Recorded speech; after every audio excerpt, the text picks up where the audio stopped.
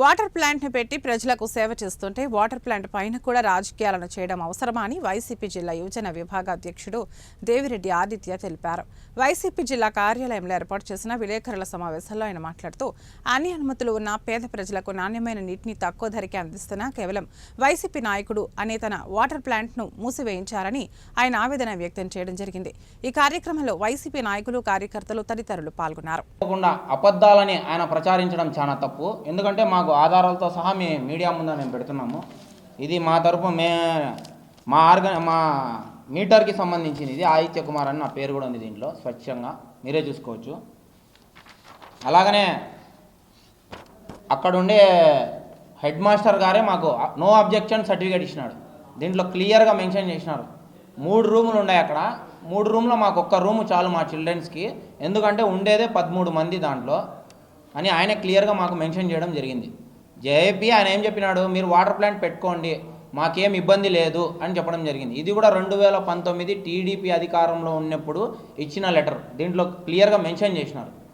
దాని తర్వాత వీళ్ళు ఎలాగైనా కక్షతో ఈ వాటర్ ప్లాంట్లు తీసేయాలనే ఉద్దేశంతో అదే హెడ్ మాస్టర్ని భయపడించి భయప్రాంతాలకు గురి చేసి నువ్వు ఎట్లయినా మాకు ఒక విధంగా మేము చెప్పిన స్టేట్మెంటే ఇవ్వాలా అని చెప్పడం కూడా జరిగింది. కానీ ఆయన ఒక ముస్లిం కాబట్టి, 5 పూట్ల నమాజ్ చదివే వ్యక్తి కాబట్టి అబద్ధం ఆడకుండా నిర్భయంగా నిజాన్నే ఆయన చెప్పడం జరిగింది. దీంట్లో క్లియర్గా మెన్షన్ చేయడం జరిగింది. ఏమని, వీళ్ళు మాకు స్కూల్కి కూడా ఉచితంగా నీళ్ళు ఇస్తున్నారు, అది కూడా తక్కువ ధరకే ఇస్తున్నారు, బయట ప్రజలకి కూడా అది కూడా నాణ్యమైన స్వచ్ఛమైన నీరు ఇస్తున్నారు అని చెప్పడం జరిగింది. ఎవరు? ఇప్పుడుండే గవర్నమెంట్ ఎవరిది? టీడీపీ ప్రభుత్వమే. మేం భయప్రాంతుల్ని చేయలే, వాళ్ళు భయప్రాంతుల్ని చేసి ఆయనను భయపెట్టే విధంగా చేసినా కూడా ఆయన నిర్భయంగా రాసి ఇచ్చడం జరిగింది. ఎవరికి? కమిషనర్ గారికి. దీంట్లో నీట్గా రాసేయడం జరిగింది.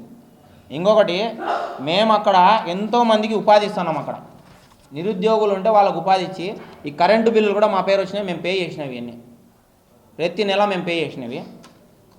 ఇంకొకటి, మా సంస్థకి వాళ్ళు గౌరవించి అప్పట్లో ఉండే అధికారంలో ఉండే వాళ్ళే ఇవ్వడం జరిగింది. మా డిఆర్ఏ యూత్ ఆర్గనైజేషన్ మేము ఎన్నో కార్యక్రమాలు కూడా చేయడం జరిగింది స్వచ్ఛంద సేవా సంస్థ ద్వారా. మేము ఈ వాటర్ ప్లాంట్ పెట్టిన మెయిన్ ఉద్దేశం ఏంటంటే ప్రజలకి తాగునీరు, స్వచ్ఛమైన నీరు ఇవ్వాలని చెప్పి, అలాగనే కొంతమందికి ఉపాధి కల్పించాలని చెప్పి, వాటి ద్వారా వచ్చే డబ్బుని మేము ఇట్లా ఆర్గనైజేషన్ తరఫున అనేక మందికి అనేక సందర్భాల్లో సేవా కార్యక్రమాలు చేయడం జరిగింది. నిజంగా మాలాంటి యువత ఇలా ముందుకొచ్చి ఇలాంటి సేవా కార్యక్రమాలు చేసి, అది కూడా మా వైఎస్ జగన్మోహన్ రెడ్డి గారి స్ఫూర్తిని తీసుకొని మేము ఇవన్నీ చేయడం జరిగింది. కేవలం వైఎస్ఆర్ కాంగ్రెస్ పార్టీలో నేను ఒక సభ్యుడిని అనే ఉద్దేశంతోనే ఇలా కక్షపూర్వకమైన రాజకీయానికి తెరలేపినారు ఇప్పుడుండే జిల్లా అధ్యక్షుడు వాసు గారు మరియు వాళ్ళ శ్రీమతి ఎమ్మెల్యే గారు అయినటువంటి మాధవిరెడ్డి గారు.